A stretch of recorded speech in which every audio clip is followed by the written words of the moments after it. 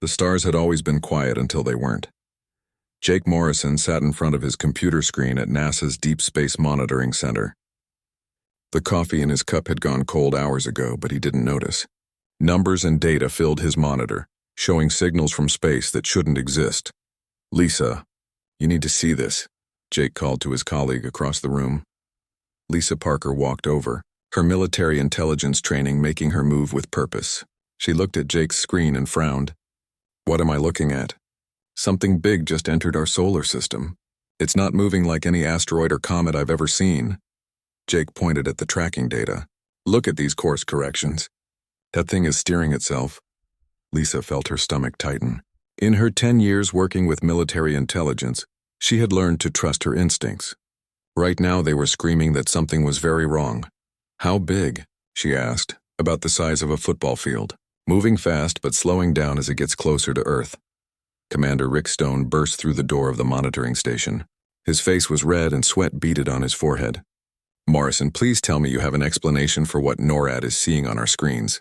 Jake shook his head. "Sir, we detected it about 6 hours ago. Whatever it is, it's definitely not natural." Far above Earth's atmosphere, the Zephyrian scout ship moved through space with elegant precision. Its crew of 5 had traveled for months to reach this small blue planet on the edge of known space. The Galactic Confederation had ruled over thousands of worlds for 10,000 years, and they knew how to handle primitive species. Captain Vexhai studied the readings from their sensors. The planet below showed signs of early technology: radio waves, primitive satellites, and basic nuclear capability. Nothing that should pose a threat to a ship equipped with shields and weapons that could level mountains. "Begin atmospheric entry protocol," Vexhai ordered his crew. "Standard observation mission. We watch, we record, we report back to the Confederation." The ship's science officer, a tall Zephyrian named Morden, looked up from his station with confusion. "Captain, I'm getting strange readings from the planet's surface." "What kind of readings?" "The electromagnetic patterns don't match any known planetary signatures." "There's something else, something I can't identify." Vexhai dismissed the concern with a wave of his hand. They had surveyed hundreds of primitive worlds. Earth would be no different. As the scout ship entered Earth's atmosphere, things began to go wrong. The first sign was subtle. Morden noticed that his instruments kept giving conflicting data about the planet's surface. One moment they showed a population of several billion life forms, the next moment they showed empty continents. "Captain," Morden called out, his voice strained. "The sensors are malfunctioning." Vexhai moved to check the readings himself, but as he looked at the data, something strange happened. His vision blurred, and for a moment he couldn't remember why they had come to this planet. The ship's pilot, Zareth, began to shake. "Something is wrong. I feel like something is crawling inside my head." Back on Earth, Jake Morrison watched his instruments with growing alarm. The object had entered the atmosphere over the Pacific Ocean, but now it was acting erratically. Its path wobbled like a drunk person trying to walk a straight line. "It's losing altitude fast," Jake announced. "Whatever it is, I think it's crashing." Lisa grabbed her phone and speed-dialed her contacts in military intelligence. "This is Parker. We have a situation. Unknown aircraft going down in the Pacific. I need recovery teams ready to move." Commander Stone was already on his radio, coordinating with naval forces in the area. "All ships in Grid 77 be advised. Possible aircraft down. Approach with extreme caution." On the Zephyrian ship, chaos erupted. Vexhai collapsed at his station, blood flowing from his nose. The other crew members were in similar states, some unconscious, others screaming about voices in their heads.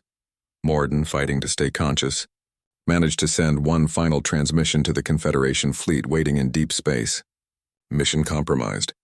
Unknown interference. Cannot think clearly. Something about this world. It's wrong. It's all wrong." The transmission cut to static. The scout ship hit the Pacific Ocean with tremendous force, sending up a column of water visible from the International Space Station. Within minutes, it sank beneath the waves, leaving only debris floating on the surface. Jake Morrison stared at his empty screen. The object that had appeared on his sensors was gone, as if it had never existed. "Did you get a location fix?" Lisa asked. "Grid 77, about 200 miles west of California." "But Lisa," Jake turned to face her. What if that wasn't from Earth? Lisa had been thinking the same thing. but hearing it out loud made her shiver. Then we just watched first contact go very, very wrong. Commander Stone ended his radio conversation and looked at both of them. Recovery teams are on their way. Whatever that was, we'll know soon enough. In the depths of space, the Confederation fleet waited for word from their scout ship. Days passed with no communication. The fleet commander, Admiral Thexron, grew increasingly concerned. "Send a probe to investigate," he finally ordered. "Something has happened to our people." The probe reached Earth's orbit and began scanning for the scout ship's remains. What it found confused the Confederation scientists. The ship had crashed, yes, but not from mechanical failure. The crew had died before impact, their brain activity simply stopping as if switched off. "How is this possible?" Admiral Thexron demanded. "The Zephyrians are one of our most resilient species. What could kill them so quickly?" His science advisor, a being with multiple tentacles for arms, studied the probe's data. "Unknown, Admiral. But whatever happened, it occurred the moment they entered the planet's atmosphere." Recommendations? "We should classify this world as a hazard zone and avoid it entirely." Admiral Thexron considered this advice, but his pride as a Confederation officer wouldn't allow him to retreat from a primitive world. "No, prepare a second scout mission. Use different species this time. We will discover what happened to our people." On Earth, the recovery teams found pieces of strange metal and materials unlike anything in human technology. Lisa Parker supervised the collection of evidence while Jake Morrison continued monitoring space for more visitors. Neither of them knew that Earth had just passed its first test in a war it didn't even know had begun. The galaxy had sent scouts to Earth and none had returned. But the galaxy was not ready to give up yet. The next visitors would be bigger, better armed, and more determined. Earth would need to be ready. 6 months had passed since the crash in the Pacific Ocean. Jake Morrison had not slept well since that day. Every night he dreamed of lights falling from the sky. Dr. Amanda Cross walked through the secure laboratory facility in Nevada, her security badge beeping at each checkpoint. In her hands, she carried files marked with the highest classification levels the government had. The crashed object had yielded technology beyond human understanding, but something else troubled her more. The alien crew didn't die from the crash, she told the assembled team of scientists and military officers. They died before impact. Brain death complete in instant. General Paul Mitchell leaned forward in his chair. His weathered face showed the strain of 6 months spent wondering when the next shoe would drop. "Doctor, are you saying something on Earth killed them?" "I'm saying something killed them the moment they got close enough to study us." Tony Rodriguez sat in his small apartment, typing furiously on his computer. As a civilian researcher who spent his time investigating government cover-ups, he had stumbled onto something big. Radio intercepts, satellite data he wasn't supposed to have, and witness reports all pointed to the same conclusion. We were not alone, and someone was very interested in Earth. His computer chimed with an alert. New signals from space. Back at NASA, Jake Morrison was having the worst day of his career. "Lisa, tell me you're seeing this too." Lisa Parker looked at the multiple screens showing incoming objects. Not one this time, but 3. Different trajectories, different sizes, but all clearly under intelligent control. "I count 3 separate craft," she said, her voice steady despite the fear in her chest. "They're being more careful this time. Staying further out, observing us. Commander Stone had been expecting this day. All monitoring stations, this is priority 1. Track everything. I want to know where they go if they come down." The second wave of alien scouts approached Earth with much more caution. Admiral Thexron had chosen 3 different species for this mission. The hardy Krillians who could survive in almost any environment, the psychic Mindari who could sense danger before it struck, and the robotic Vex machines who had no biological vulnerabilities. Each ship carried more advanced shielding and better sensors than the first scout mission. They would observe from orbit, take measurements, and return safely with answers. Captain Krelvox of the Krillian ship felt confident as his vessel took position above the northern polar region. His species had explored gas giants and radiation-soaked worlds. One primitive planet would not challenge them. "Begin deep scans of the surface population," he ordered his crew. The problem started immediately. As the Krillian sensors focused on human population centers, the crew began experiencing disorientation. Navigation Officer Morcas reported that the star charts kept changing in front of his eyes. "Captain, I cannot maintain our position." The guidance systems keep shifting our target coordinates. On the Mindari ship, positioned over the equator, the psychic crew faced a different horror. As they tried to read the minds of the beings below, they encountered something that felt like touching a live electrical wire with their thoughts. Captain Velamine, the most powerful psychic in the Mindari fleet, attempted direct mental contact with the surface. The feedback hit her like a physical blow, sending her crashing to the deck of her ship with blood streaming from her eyes. "Break contact," she screamed. Something down there is fighting back. The Vex machine ship, supposedly immune to biological hazards, found its computer systems crashing every time they tried to process data about human behavior patterns. Logic circuits that had functioned perfectly for centuries began overloading when exposed to the chaos of human thought. On Earth, the tracking was much better this time. Jake Morrison's expanded monitoring network followed all three objects as they descended. "First one is coming down in northern Canada," he announced. "Second one looks like it's heading for the Sahara Desert. Third one, Amazon rainforest. Dr. Amanda Cross was already suiting up for the recovery mission. We'll have teams at all three sites within hours." Tony Rodriguez watched the news reports of meteor showers in 3 different parts of the world. He knew better. His intercepted radio traffic told a different story. Government teams were moving quickly to secure crash sites. The recovery operations found similar results at all 3 locations. Advanced technology scattered across the impact zones, but no living crew members. Dr. Amanda Cross examined the bodies of 3 different alien species and found the same cause of death in each case. "Complete neural shutdown," she reported to General Mitchell. "But look at this." She showed him brain scans from the alien autopsies. Their brain tissue shows signs of massive overstimulation, as if they tried to process too much information at once and their minds simply broke. What kind of information? I think they were trying to understand us. To study human behavior, human thought patterns, and something about that process killed them. Dr. Kevin Walsh, a theoretical physicist brought in to study the alien technology, made an even more disturbing discovery. "General, I think Earth itself might be the weapon." He showed the assembled team his findings. "Every piece of alien equipment we've recovered shows the same pattern of failure. Their computers crashed, their sensors overloaded, their navigation systems failed, but only when they tried to focus on human activity." "Are you saying we're naturally toxic to aliens?" "I'm saying human consciousness might generate some kind of field that interferes with alien technology and biology. We don't notice it because we evolved with it, but to an outside observer trying to study us, it's lethal," Amanda finished. Captain Maria Santos led the Special Forces team that secured the Amazon crash site. Among the wreckage, her technical specialist Ben Clark found something that made everyone nervous. "This isn't random debris," Ben reported, holding up a partially intact alien device. "This looks like some kind of recorder." "They were filming us. Can you access it?" Ben plugged the device into his laptop computer.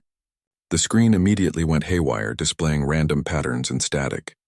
"Something on this device is fighting my computer's attempts to read it. Keep trying. We need to know what they saw." Back at his apartment, Tony Rodriguez had connected enough dots to reach a terrifying conclusion. He published his findings on his blog, knowing most people would dismiss them as conspiracy theories. "The truth is," he wrote, "we're not just being visited. We're being scouted, and whatever is scouting us keeps dying when they get too close. Earth isn't just our home, it's our fortress."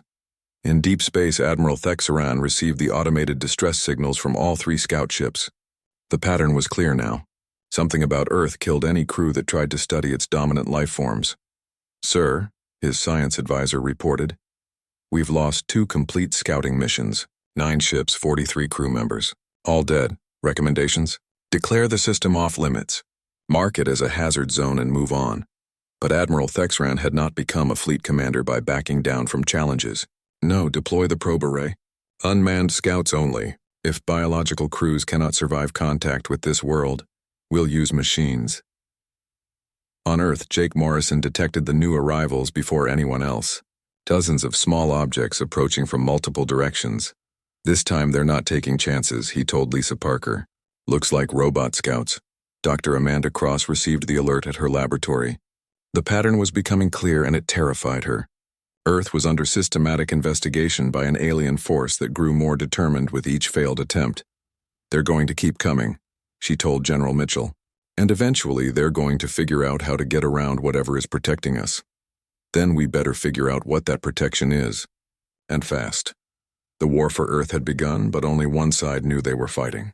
The galaxy was learning that humans were more dangerous than anyone had imagined. And humans were about to discover they had been soldiers all their lives without knowing it. The probe array arrived like a swarm of mechanical locusts, 47 automated scouts, each the size of a small car, spread across Earth's orbital space. Admiral Thexron watched from his command ship as the probes began their work. No biological crews this time, he told his science advisor. Pure machine intelligence. Nothing biological to kill. Dr. Kevin Walsh had not left his laboratory in 3 days. Empty coffee cups and pizza boxes littered his desk as he worked to understand the alien technology recovered from the crashed ships. What he had discovered kept him awake at night. Amanda, you need to see this. He called to Dr. Amanda Cross as she entered his lab. Amanda looked exhausted.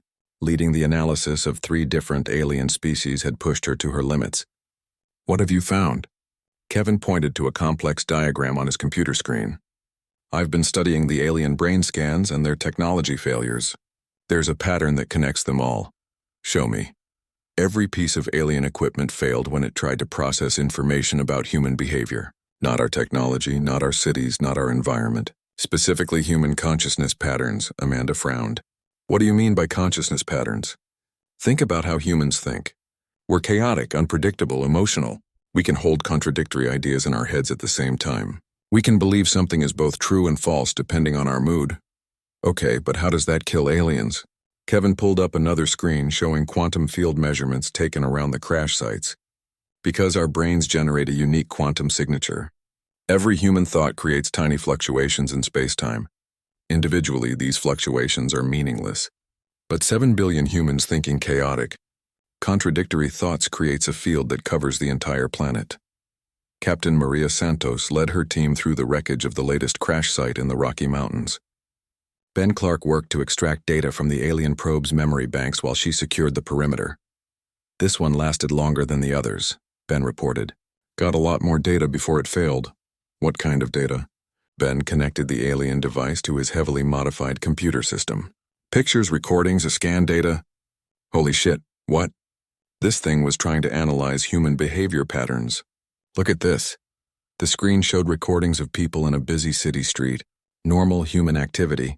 People walking, talking, buying coffee, checking their phones.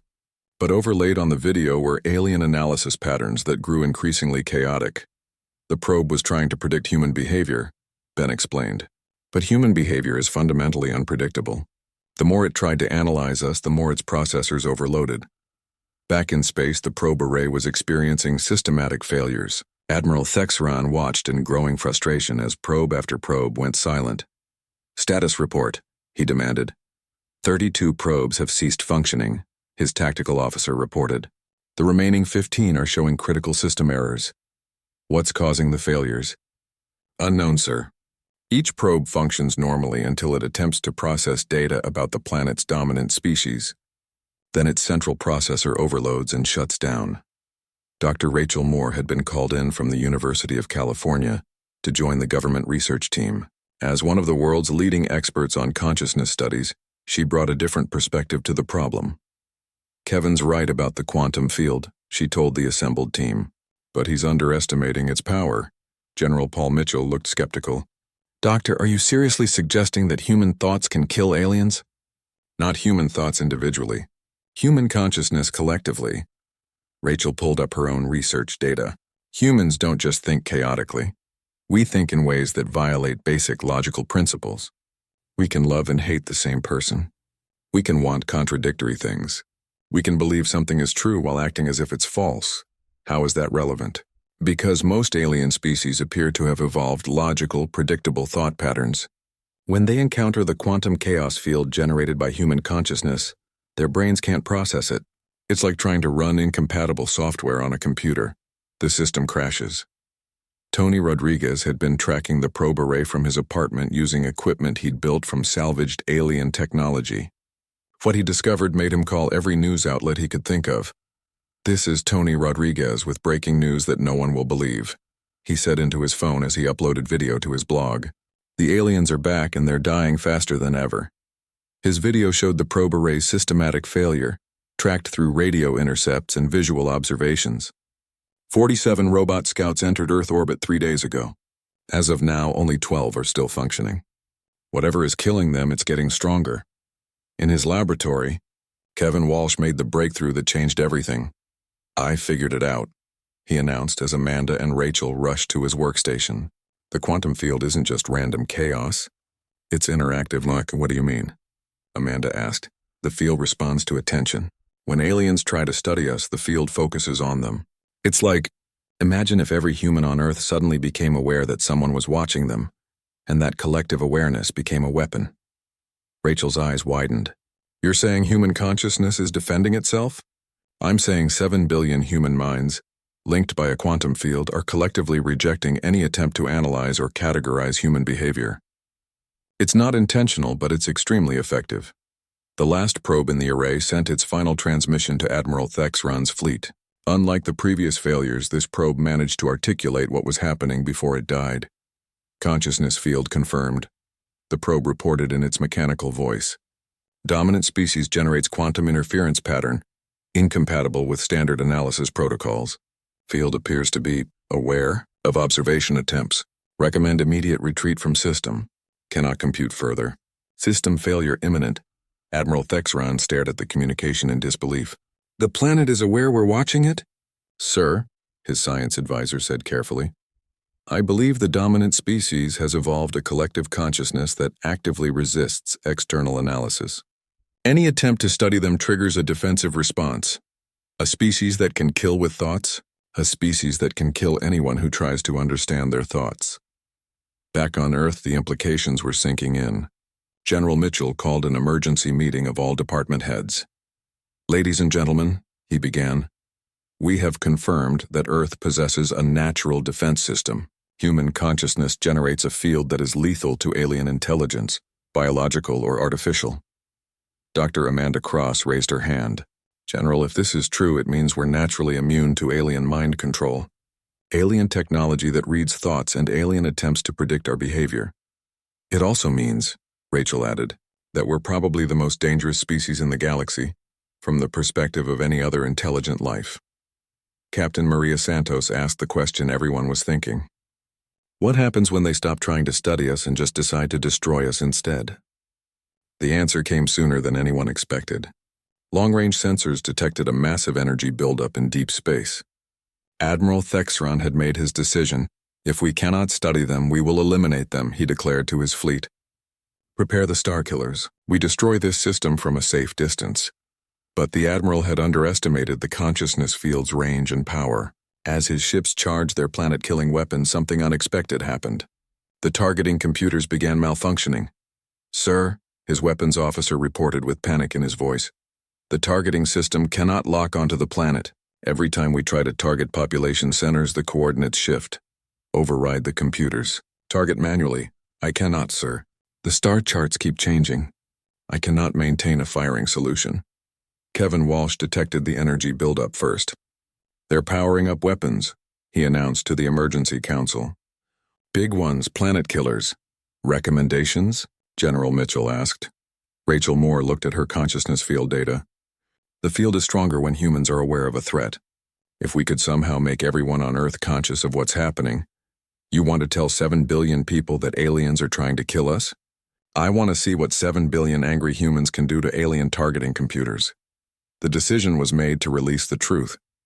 Emergency broadcasts went out in every language on Earth. The message was simple. We are under attack by aliens who want to destroy our planet. But human consciousness was fighting back. The response was immediate and devastating. As 7 billion humans became simultaneously aware of the alien threat, the consciousness field intensified beyond anything the researchers had recorded.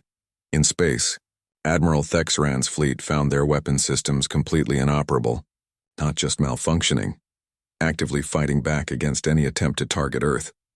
Sir, his science officer reported with terror in his voice.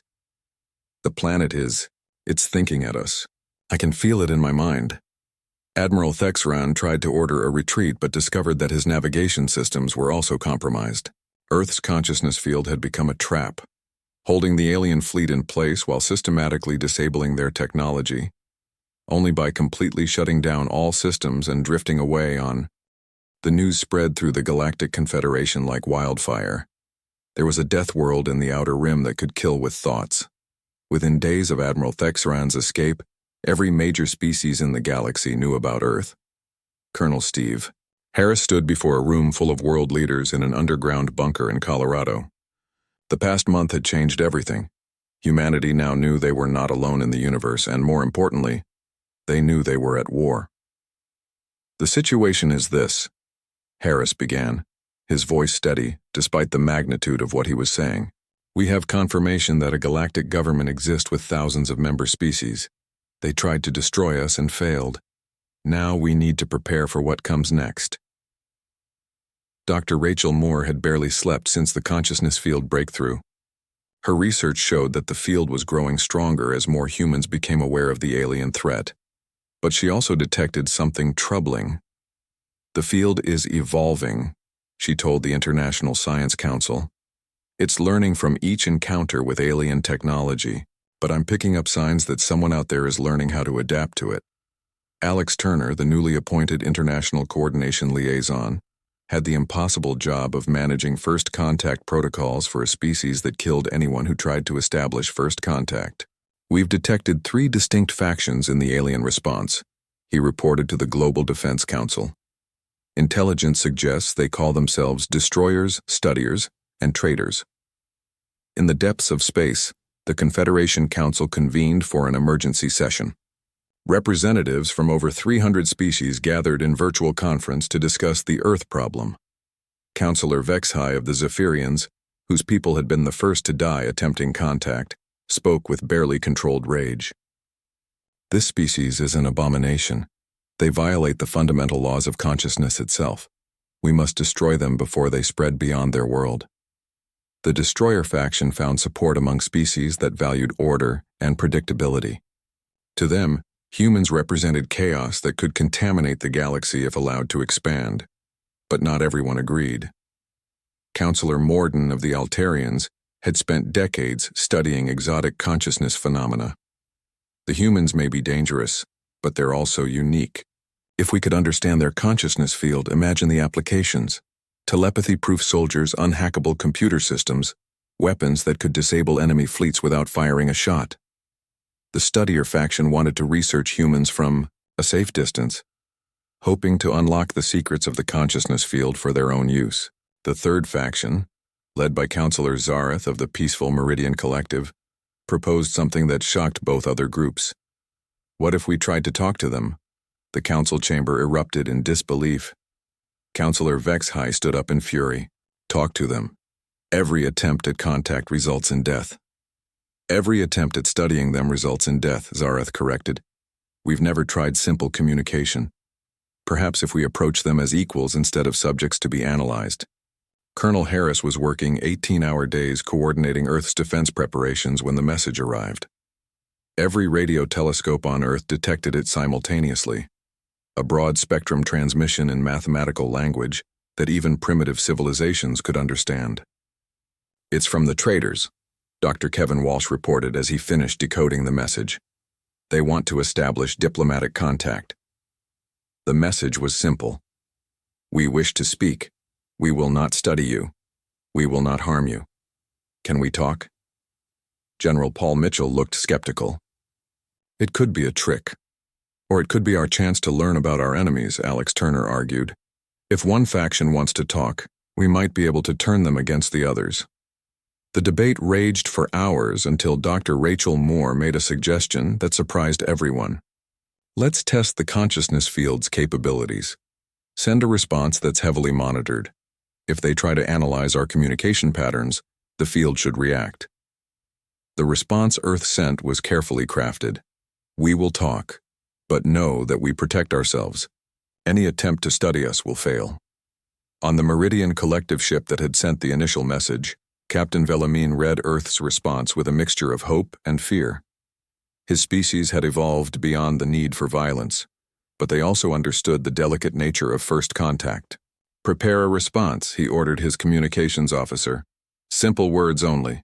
No analysis protocols, no behavioral pattern recognition, no cultural assessment algorithms. The conversation that followed was unlike any in galactic history. Two species communicating while one of them maintained a field that would kill the other if they tried to learn too much. Why do others of your kind die when they come here? The aliens asked. Because they try to understand us completely. Earth replied. Understanding us completely is death. How can we coexist if we cannot understand each other? By accepting that some things cannot be understood. Can your people accept mystery? This question triggered a crisis within the Confederation. Some species, particularly those that valued knowledge above all else, could not accept the idea of an eternal mystery. They joined the Destroyer faction, demanding Earth's elimination. But other species found the concept intriguing. The idea of a neighbor who would always remain unknown appealed to their sense of wonder. Meanwhile, the Studier faction had not given up. Dr. Zendar, the Confederation's leading consciousness researcher, believed he had found a way around the human consciousness field. The field responds to direct observation and analysis, he explained to his research team. But what if we studied them indirectly? What if we observed their effects on other things? His solution was elegant and terrifying. Instead of studying humans directly, they would study everything humans touched. Meteors deflected by human space junk, radio signals that had passed through human space, even cosmic dust that had drifted past Earth. Colonel Harris detected them. New strategy. When monitoring stations worldwide reported strange scanning activities around human-made satellites and space debris. They're not looking at us directly, he told the Defense Council. They're looking at our footprints. Dr. Rachel Moore analyzed the scanning patterns and made a disturbing discovery. The consciousness field isn't reacting because they're not directly observing us, but they're learning about us anyway. What can they learn from scanning our satellites? Our technology level, our expansion patterns, our resource needs. Everything they need to know to predict our future actions without triggering the consciousness field. This revelation prompted Earth's first offensive action. If the aliens wanted to study human effects on the environment, humanity would give them something to study. The plan was bold and risky. Using every space-capable rocket on Earth, humanity launched thousands of small probes toward the alien observation posts. But these weren't ordinary probes. They were consciousness field generators, each one broadcasting the chaotic thought patterns of the humans who built them. When the alien research stations encountered the probe swarm, their equipment immediately began malfunctioning. Dr. Zendar watched in horror as his careful research operation fell apart. The field, it can be transmitted, he reported to the Confederation Council. They've weaponized their consciousness. The success of the probe mission sent shockwaves through the Confederation. Humans weren't just passively protected by their consciousness field. They could use it as a weapon. Counselor Vex High of the Destroyers seized on this development. Now do you see? They're not just dangerous to study, they're actively aggressive. They must be destroyed before they develop faster than light travel. The Destroyer faction began preparing for total war. If humanity couldn't be studied or contained, they would be eliminated through overwhelming firepower applied from extreme range. But the Studier faction had learned something important from Dr. Zendar's failed research. The consciousness field could be transmitted, which meant it could potentially be replicated. Imagine, Counselor Morden addressed the council, an entire fleet protected by consciousness field generators. Ships that could not be targeted, crews whose thoughts could not be read, weapon systems that alien computers could not analyze or counter. The three factions were now at war with each other as much as with humanity. Destroyers wanted immediate annihilation of Earth. Studiers wanted to capture and weaponize the consciousness field. Traitors wanted to establish peaceful coexistence. On Earth, the divisions in the alien alliance presented both opportunity and danger. We might be able to play them against each other, Alex Turner suggested. Support the traitors against the destroyers, maybe even share some limited information with them. Colonel Harris disagreed. Any information we give them could be used against us later. Our only advantage is that they can't predict us. The moment we become predictable, we lose. Dr. Rachel Moore had been monitoring the consciousness field during these debates and made a discovery that changed everything. The field is responding to the alien conflict, she announced. As their factions fight each other over us, the field is learning about their technology, their weaknesses, their strategies. How is that possible? 7 billion humans are now consciously aware that we're being fought over by alien factions. Our collective awareness is studying them the same way they tried to study us, and unlike them, we can handle. Admiral John Carter stood on the bridge of humanity's first true warship, built with technology reverse-engineered from alien wrecks, and powered by focused consciousness field generators. 6 months had passed since the destroyer faction's ultimatum: surrender for study or face annihilation. Earth's response had been simple: come and try. The massive destroyer fleet approached the solar system like a storm cloud of metal and energy. 3,000 ships from 50 different species, armed with weapons that could crack planets and shields that had never been penetrated. Fleet size confirmed, Carter's tactical officer reported. 3,147 vessels. Multiple ship classes, unknown weapon configurations. Dr. Helen Foster monitored the Global Consciousness Project from her command center in Geneva. Banks of computers tracked the mental state of every major population center on Earth. The consciousness field had never been stronger or more focused. 7 billion minds, all aware of the threat, she reported to the International Defense Council. Field strength is off our measurement scales. The alien fleet commander, Admiral Krelvox of the destroyer faction, had prepared for this assault with careful attention to the human's consciousness field. His ships carried specialized shielding designed to block psychic interference, and his weapon systems were programmed to fire automatically without requiring conscious targeting. Maintain maximum distance, he ordered his fleet. Commence bombardment of the third planet. Fire until nothing remains. Marcus Webb, leading the hastily formed diplomatic corps, maintained constant communication with the traitor faction ships that lingered at the edge of the battle zone. Some alien species still hoped for a peaceful resolution. The Meridian Collective is requesting permission to attempt mediation, he reported to Admiral Carter. Tell them they can mediate with whoever's left. Standing, Carter replied grimly. The battle began, with the aliens firing from extreme range. Beams of energy that could boil oceans lanced toward Earth, followed by projectiles moving at significant fractions of light speed. None of them reached their target. As the alien weapons approached Earth, something unprecedented happened. The consciousness field, strengthened by 7 billion minds focused on survival, began affecting the laws of physics themselves. Energy beams bent away from population centers.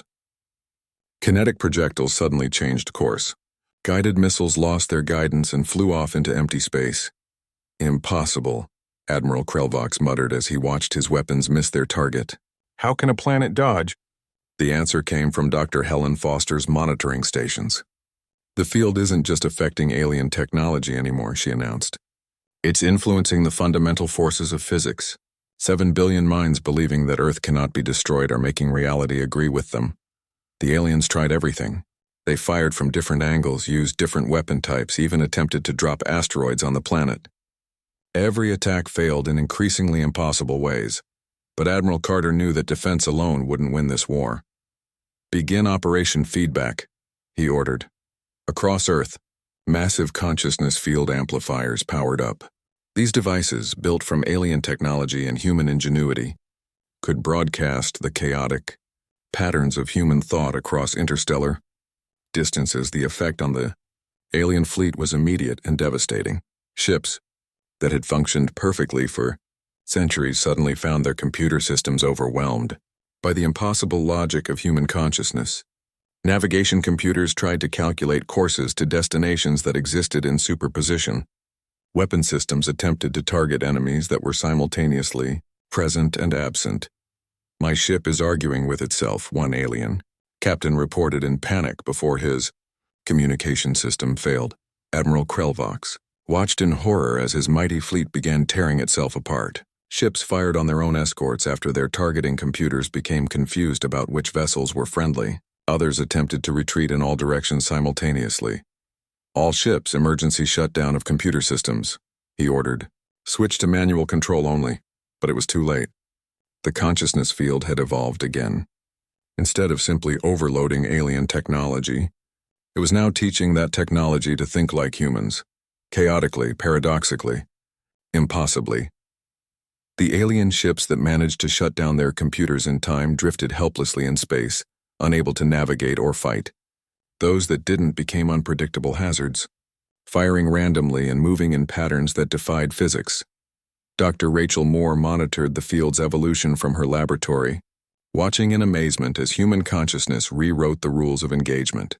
"The field is learning from the attack," she reported. "Each alien weapon that fails teaches it new ways to defend. Each alien computer system that crashes shows it new vulnerabilities to exploit."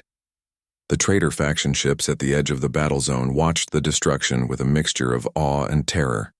Captain Vellamine of the Meridian Collective sent an emergency message to Earth. "Please," the transmission said, "we surrender, all of us. The entire Confederation surrenders." Marcus Webb received the message and immediately contacted Admiral Carter. "Sir, the remaining alien factions are requesting terms of surrender." "Terms?" Carter looked out at the wreckage of the destroyer fleet drifting in space around Earth. What terms could they possibly offer? The answer came in a message from the Galactic Confederation Council itself. For the first time in 10,000 years, the Council was offering to negotiate with a species as equals rather than subjects. The negotiations took place in space, aboard a neutral vessel provided by the traitor faction. No alien was allowed within Earth's consciousness field range, and all communications were conducted through carefully shielded channels. The terms humanity demanded shocked the Confederation. Complete autonomy for the solar system. Marcus Webb read from Earth's demands.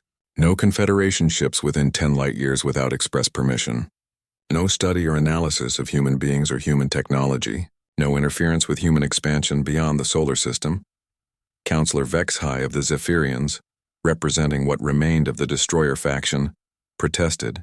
"You're asking us to give a dangerous species unlimited expansion rights." "You're not giving us anything," Webb replied calmly. "We're taking it. The question is whether you want to acknowledge reality, or keep sending fleets for us to destroy."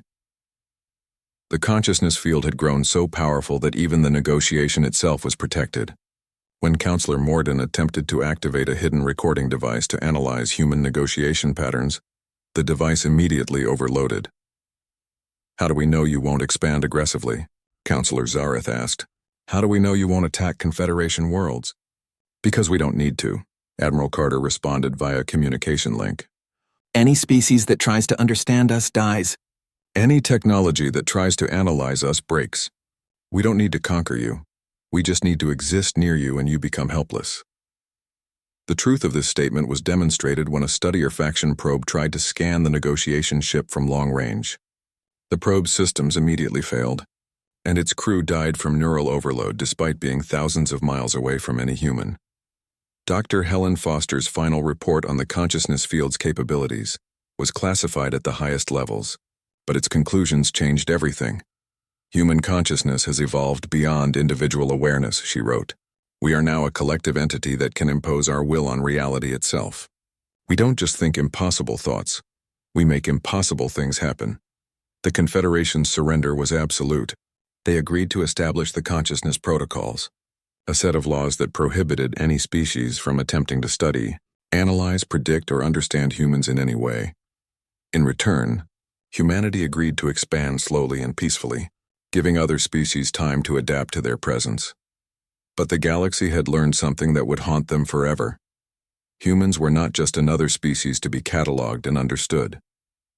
They were something new, something that broke the fundamental assumptions about how consciousness worked. Within a year, human ships began exploring beyond the solar system, not as conquerors but as a force of nature that other species learned to avoid and respect. The first human colony ship, the UES Independence, encountered a Confederation patrol near Alpha Centauri. The alien captain, following the consciousness protocols, immediately withdrew his ship and sent a formal message. "This system is now under human protection by order of the Galactic Confederation. All Confederation vessels will maintain minimum safe distance of 5 light-years." Captain Sarah Walsh of the Independence responded with humanity's new standard message: "Acknowledged. We claim this system in the name of Earth. Any attempt to observe, analyze, or interfere with human activities will result in immediate neural feedback. Have a nice day. The galaxy had sent scouts to Earth and none had ever returned. But in trying to understand humanity, they had created something far more dangerous than they could have imagined. Humans were no longer just a species with a protective consciousness field. They had become a force that could rewrite reality through collective will, protected by the impossibility of ever being truly understood. The age of human expansion had begun, and the galaxy would learn to live with neighbors who thought impossible thoughts and made the